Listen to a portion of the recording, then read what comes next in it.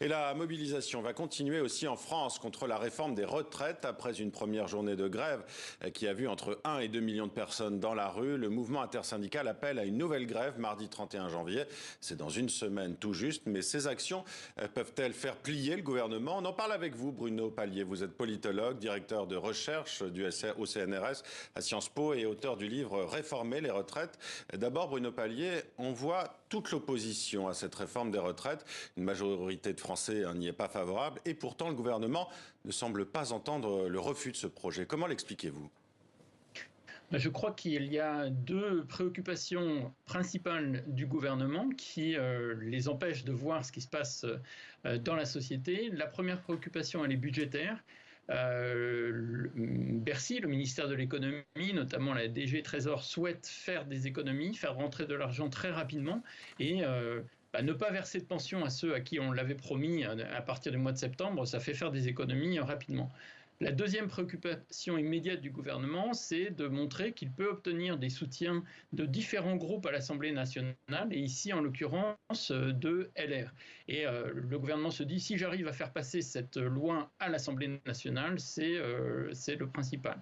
Le problème que ça pose, évidemment, c'est que ça donne un message si ce n'est de surdité, en tout cas d'absence d'écoute de l'opinion publique, qui se voit dans les sondages, mais aussi dans les mobilisations, ce qui risque, à terme, de creuser encore plus l'écart entre les gouvernés et ceux qui sont au gouvernement. Oui, est-ce que c'est pas un pari politique vraiment risqué si le but, comme vous venez de le dire, c'est d'abord de faire des économies rapidement et ensuite de pouvoir compter sur le groupe LR à l'Assemblée? Est-ce que par rapport à l'opinion publique, ce n'est pas justement se mettre en difficulté pour une durée assez longue?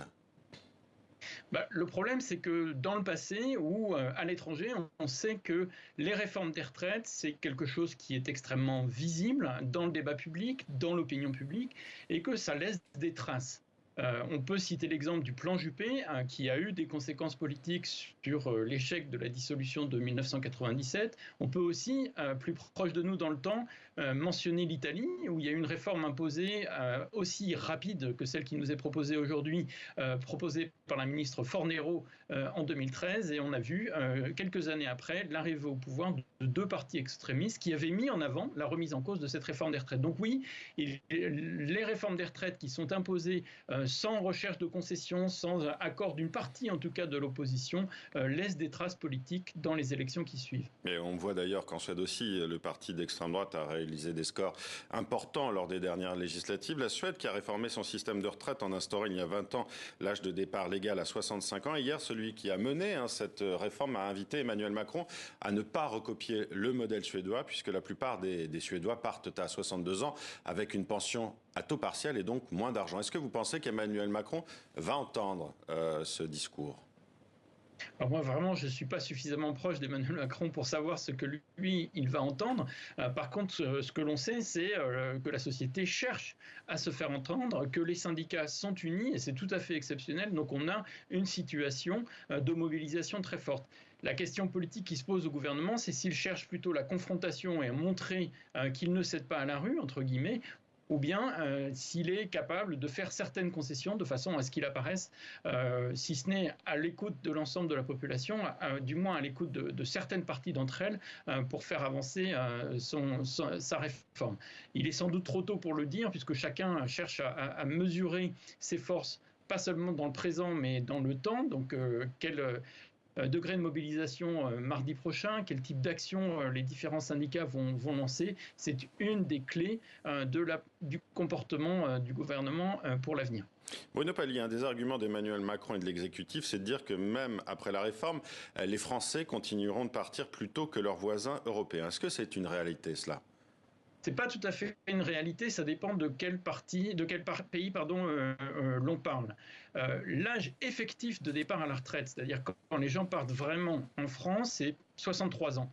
C'est tout à fait dans la moyenne européenne, puisqu'il faut savoir que dans une partie de l'Europe du Sud et une partie des pays de l'Europe de l'Est, on part plus tôt que cela. En revanche, manifestement, l'âge effectif de départ à la retraite en Allemagne ou en Suède est de 2 ans plus élevé, puisqu'il est plutôt proche de 65 ans en moyenne. On part en moyenne à 65 ans en Suède, en Allemagne, et à 63 ans en France. Donc ça, de ce point de vue-là, c'est vrai. Mais si l'on veut comparer, le point de comparaison qui est tout à fait essentiel, c'est le taux d'emploi des seniors.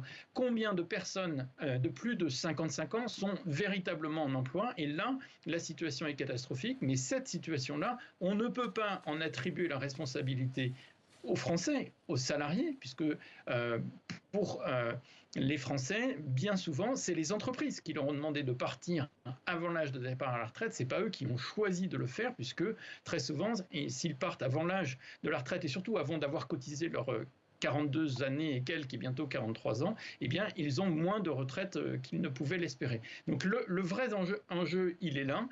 Le taux d'emploi des seniors, dans les comparaisons internationales, on n'est pas très bon, mais ce qu'il faut comparer, du coup, c'est les politiques à la fois gouvernementales et des entreprises qui ont été mises en œuvre pour mobiliser le travail des seniors. Et là, on a un sacré chemin à parcourir, aussi bien dans les débats que dans les politiques à mettre en œuvre. Merci Bruno Palier pour cette analyse.